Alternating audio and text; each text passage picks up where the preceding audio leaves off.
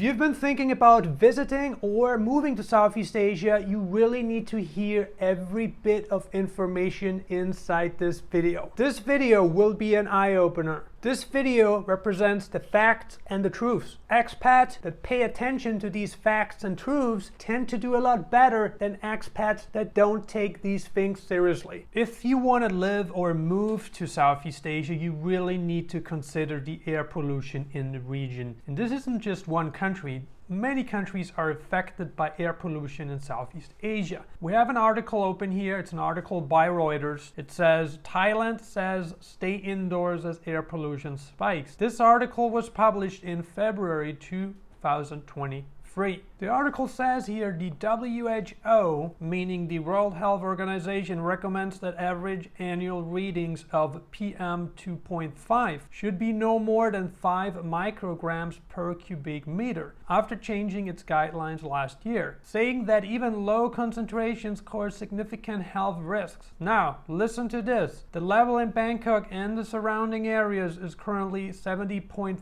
micrograms per cubic meter. Just to give you an idea, this is 14 times the WHO recommendation. The question is whether Southeast Asia, and in this instance specifically Thailand, wants to bear the cost of rapid industrialization and rapid economic growth. Here, the WHO, that's the World Health Organization, on their own websites, they say the cost of air pollution is tremendous. If the problem is not solved and continues in the future, the cost will accumulate every year. Is economic development worth having the health of the Thai population deteriorate? This question was asked by an economist. This article has been published by the World Health Organization itself. Cost of clean air in Thailand is a big one. Seriously, you aren't doing yourself any favors by not paying attention to this very important fact. Our health is precious. Our health is worth a lot of money. It is worth your entire life. Once you have lost your health, it might be very difficult to impossible to regain it.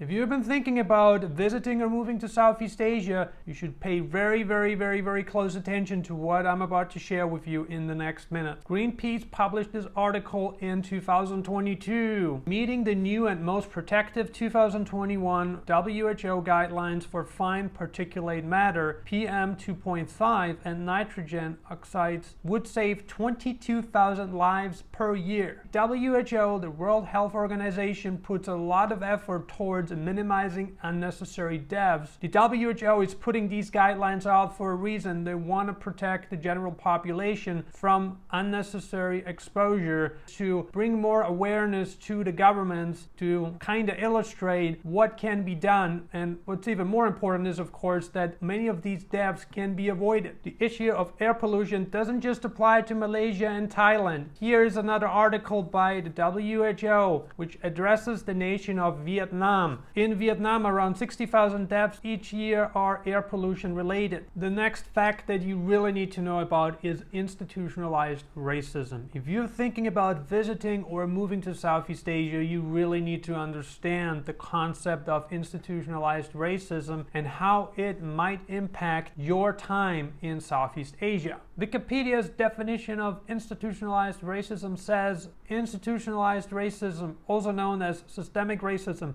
is defined as policies and practices that exist throughout a whole society or organization that result in and support a continued unfair advantage to some people. Malaysia is one of the countries in Southeast Asia that suffers the most from institutionalized racism. I found this report. It's by the website commerce.org. You can download this report. The link has been added below the video. There's a link in the description. This report really highlights the problems associated with racial discrimination in Malaysia and how the minority groups in Malaysia are being neglected and treated unfairly. This article by scmp.com, where the headline says, "It's time to end Malaysia's educational apartheid, facing students from Chinese, Indian, other minority groups." This is a very good article that really highlights the main problems that are happening in Malaysia's institutions, including education. Blogs.lse.ac.uk came up with this article. The headline says, "Income inequality among different ethnic groups, the case of Malaysia." This article article points out here, and I'm going to quote this again, the classic case is Southeast Asia, where the Chinese, usually a tiny proportion of the population,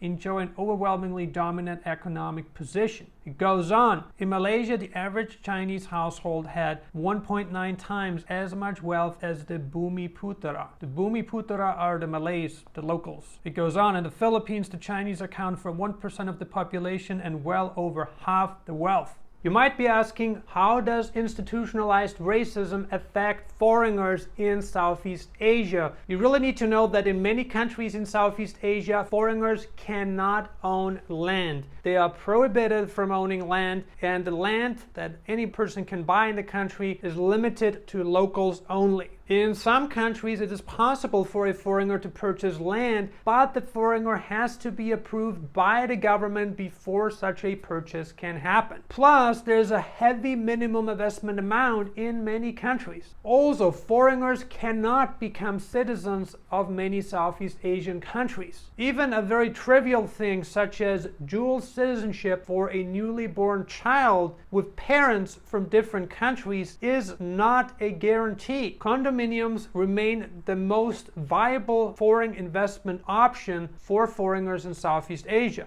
If you've been thinking about starting and owning a company in Southeast Asia, you really need to hear this. In countries like Thailand and Vietnam, foreign company ownership is highly regulated. In many countries throughout the region, you must have a local partner to start a company. An exception is Thailand, where citizens of the United States of America are allowed to own companies. However, the remaining foreigners holding different passports are not allowed to own companies in Thailand, unless they find a local partner and give them the majority of the company. In many cases, Westerners face institutionalized racism in Southeast Asia and have to overcome tremendous challenges in order to establish a life in the region. If you are anything like the average expat, this is a big concern. The next very important issue that affects every single person watching this video, including you and myself, is of course the visa situation. It doesn't matter if you're looking to visit Southeast Asia for a couple weeks, couple months, or you want to backpack, or you want to establish yourself in the region for the long term. This is something that you cannot escape from. The visa situation applies to every single person. Let's have a look at the facts. This article by IMIdaily.com says Malaysia government to review both MM2H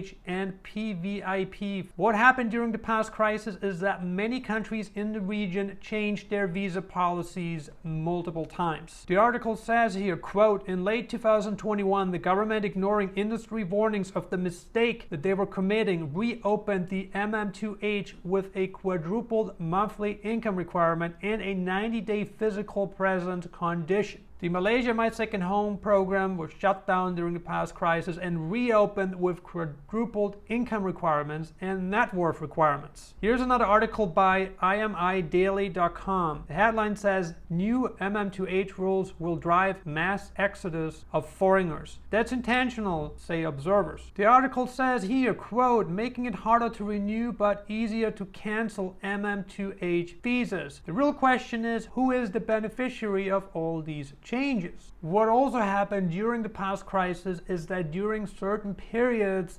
MM2H pass holders were not allowed to enter the country of Malaysia. These people were heavily invested in Malaysia, many had a home, and they qualified years ago. The MM2H program used to be one of the most successful residence programs in the region. Similar things happened in the beautiful country of Vietnam. Vietnam also decided to restructure its tourist visa system. It used to be very easy to stay in Vietnam for the long term. They used to offer a 90-day renewable multi-entry tourist visa. You could have renewed this visa locally in Vietnam without having to leave the country. These requirements have changed and changed multiple times over the past couple of years, creating a lot of uncertainty and also prohibiting a lot of people from staying in the country for the long term. After many discussions and considerations, it was in August 2023 when the government decided, let's offer a 90-day tourist visa again. They kind of reverted back to the original path that they were on for so many years prior to the past crisis. What happened earlier this year was that Indonesia suspended visa-free entry for all except Asian. This article here by visaguide.world talks about this very change. It talks about it, and I'm going to quote this here. Indonesia has decided to hold its visa-free visits policy for 159 countries due to concerns about public order disruptions and the potential transmission of diseases. Hookup culture has really changed Indonesia.